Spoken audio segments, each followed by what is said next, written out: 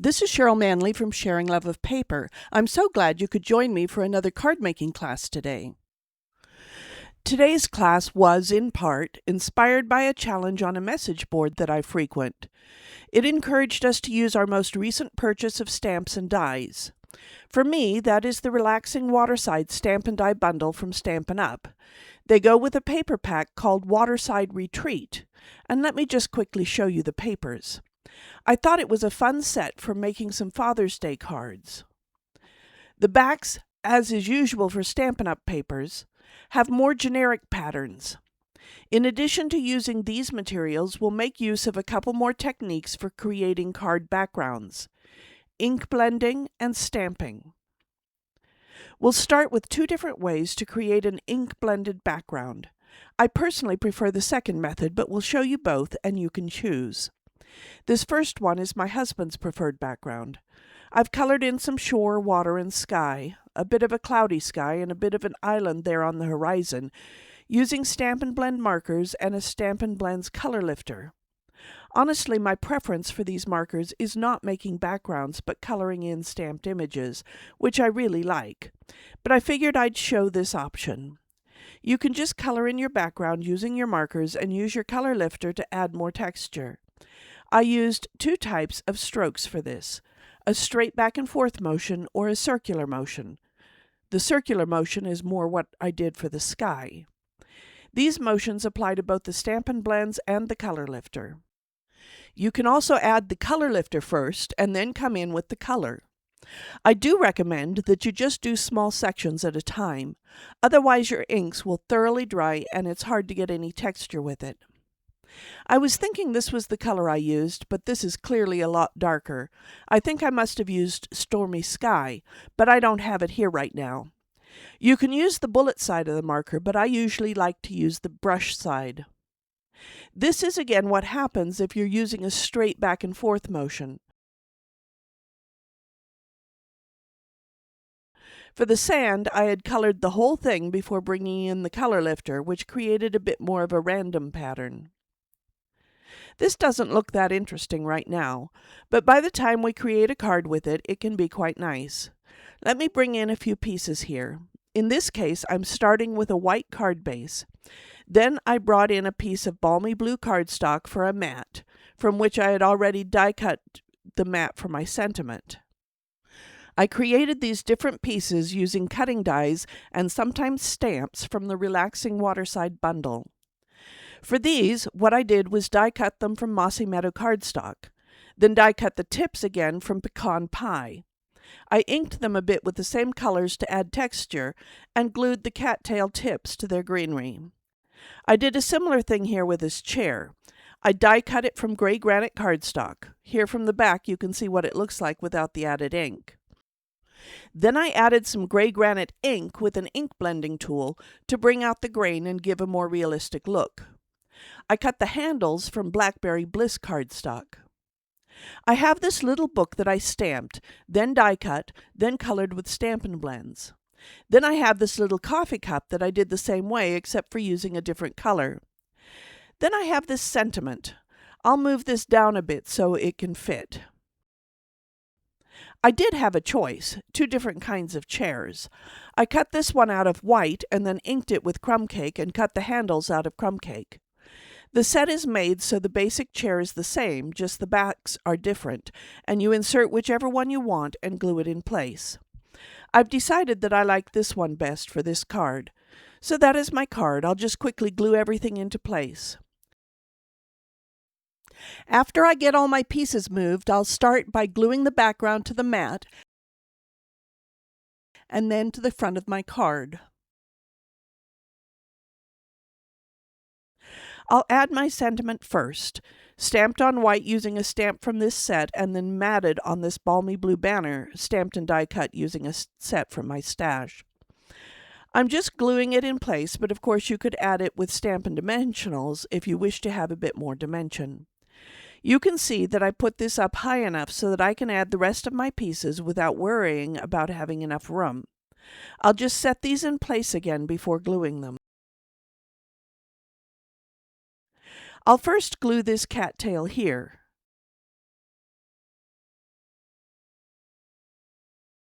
Now I just need to add a bit of glue to the chair and get this placed where I want it.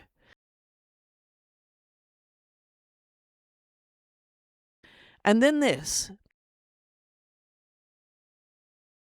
It needs to be more upright to have the second one look good beside it. Okay, now this one. For this book, I stamped it with the new hybrid basic black ink and then colored it with Pool Party Stampin' Blends. For the cup, I used Daffodil Delight. And there I have my first example of a blended background. Now for the second way of making a blended background, my preferred way. I use ink and either a blending brush or an ink blender like this. This is what I used this time, but you get a similar effect with either one. In this particular case, I started with the gray granite here at the bottom for the beach. Then I went for Pool Party for the water. Once again, you can use a circular motion like I did for the beach, or you can use a back and forth motion like I did for the water. Often when creating an ink blended background like this, I'll blend from one color to the next by overlapping them a bit. But in this case, I wanted more of a clear line between them. Now for the sky. I added a bit of crumb cake with a really light touch in a circular motion, and then I came in with balmy blue in the same way. You can see that by the time it's gone over the top of the crumb cake, it looks really similar to this, but it's really balmy blue. I only added the blue in some parts of the sky, and I left some parts with more of the light crumb cake showing through. It gave a bit of a cloudy appearance that way. Then I took some crumb cake baker's twine from the Baker's Twine Essentials set and wrapped it around the card 3 times before taping it to the back on each side. I added that in part because I wanted a clear horizon line that I wasn't getting with the ink blender. I could have tried bringing in Stampin' Blends just for that, but wasn't sure how well that would work and didn't feel like experimenting. Because of the way I added the ink, the edges were already pretty well highlighted with ink, but I did bring in a bit more ink in places I thought needed it since I wasn't planning to matte this one. So here I have the background for this card. Now to again bring in my pieces. Once again, I had my choice of chairs. Again, I prefer this one, and I think this time I'll put it over here on this side. I could even have 2 chairs, but I'm not going to. I'll just go with the single chair. And I have some cattails there. I thought I'd bring in this seagull and maybe put one flying in the sky. I created this sentiment. The sentiment itself is stamped with gray granite ink and matted with gray granite cardstock. After stamping, I die cut the sentiment using one of the dies from the Stylish Shapes cutting die set. I love the variety of sizes and shapes in this set. I fussy cut one end of the mat into that fishtail look and left the other side straight. That lets me anchor this sentiment to the edge. And here's my little bird. So I'll just add glue to these pieces and put the card together. The tricky part is getting this aligned so everything looks good. All right, I'm thinking I want to use some dimensionals on this to add a bit more interest. I was thinking I could glue it at the bottom and add mini dimensionals near the top. If I do that, how visible are they? Pretty visible, so I'll cut them in half to add them. I have that piece and that piece, and I have these pieces. Let's go ahead and cut another one in half and put it there, and another one there. And I think I'll do one more. Actually, I think I want a bit more at the top, too. All right, I'll just remove the backing papers and add glue at the bottom and put it in place. One of the things that I've seen done that could be helpful, because the backing paper is white, it can be challenging to tell whether you've gotten the backing paper off or not. What I've seen some people do is take a Sharpie and scribble all over the top of those paper pieces so you can more clearly see if that paper has been removed or not. Okay, mostly I use mini Stampin' Dimensionals, but every once in a while I want to use the dimensionals which are just a little thicker. Since I want this bird clearly in front, I'll add that little bit more dimension to my bird. Now I think I'll just glue this sentiment in place. I do want it to be straight, and then I'll bring my flying bird in like that. So you can see with both of these cards, I haven't used any of the patterned paper, just cardstock, stamps, dies, and ink blending or coloring. So there is my second example of a blended background. The next card starts as a center step card with Misty Moonlight cardstock for the card base and 3/4 inches for the sides and bottom ledge.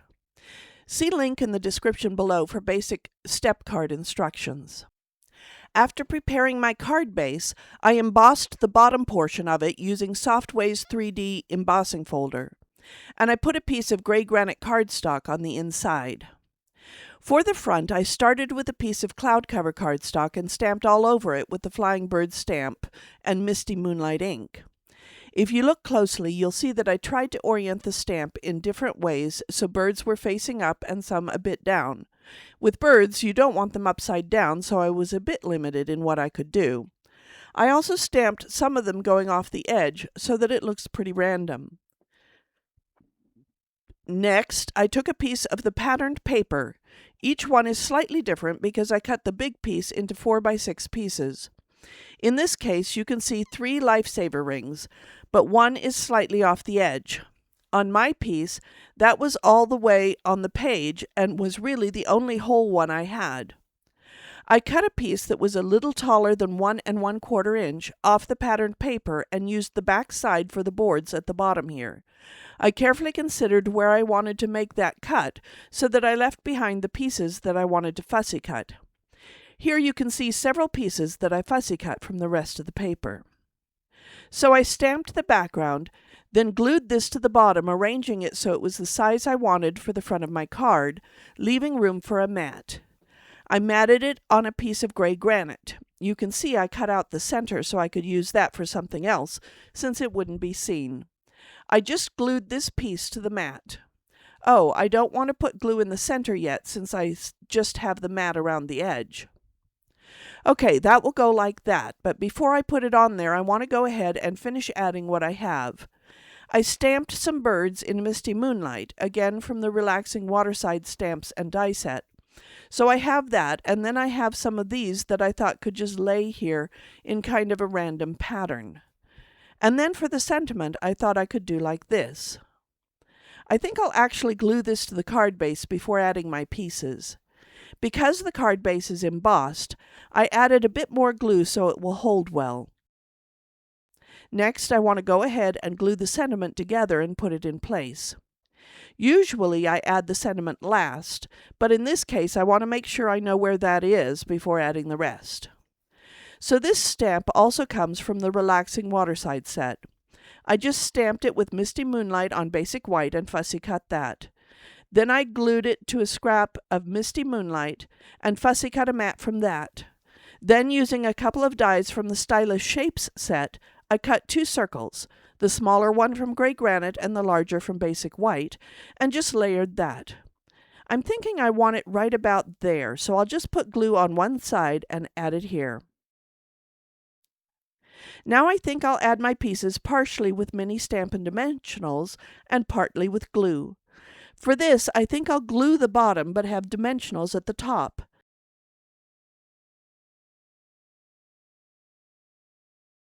I really want it over just a bit more, right about there. I'll bring him in. Once again, I'll put some mini dimensionals near his head and back. After I move the backing papers, I'll add glue to his feet and put him right here. So he's a bit dimensional. His feet are attached, but he's a bit forward from that. Okay, what about these? I could kind of tuck that in there, and then have this come in like this.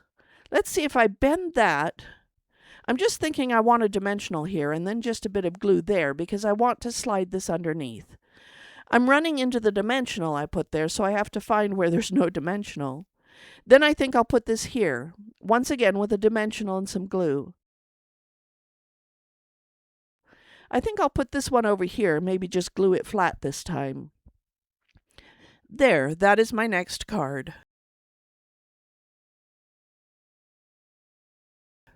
One of the things I'm realizing is that with the embossing, it has kind of weakened the sides, so it would be really good if I added a bit of cardstock. It will need to be a bit shorter, and then I'll cut it 1/2 inch wide since the sides are 3/4 inch. I'm going to just glue this like this. It looks like it's still too long, so let's trim it just a bit more.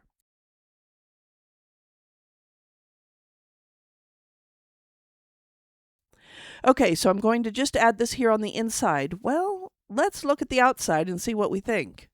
Actually, I like it on the outside, so we'll just glue that in place to stabilize these sides a bit so they'll hold up the way we want. Let's get the other one on. This side is a little harder with that sentiment sticking out. It would have been better to do this before adding the sentiment, but I didn't realize it was needed. There, I like that. And here are the other 2 cards. So I have 3 cards. Students will only be making 2 of these, choosing one or the other of the first 2 background techniques. I do hope you've enjoyed this video class. You can check the description below for links to some of the materials used in this video, and a general link for shopping for Stampin' Up! Products with me as your demonstrator, for those of you in the United States. Again, each month you make a purchase with me, as long as you've chosen to be contacted, you'll receive an email of instructions for that month's class cards in PDF form as my gift to you. As always, as an independent Stampin' Up! Demonstrator, I'd love to have you choose me as your demonstrator when you make purchases from Stampin' Up! I would earn a small commission on any purchases you make, but that would not affect your price. And if you click that thumbs up, leave me a comment, and subscribe to my channel if you haven't already done so, you'll make my day. Have a great one.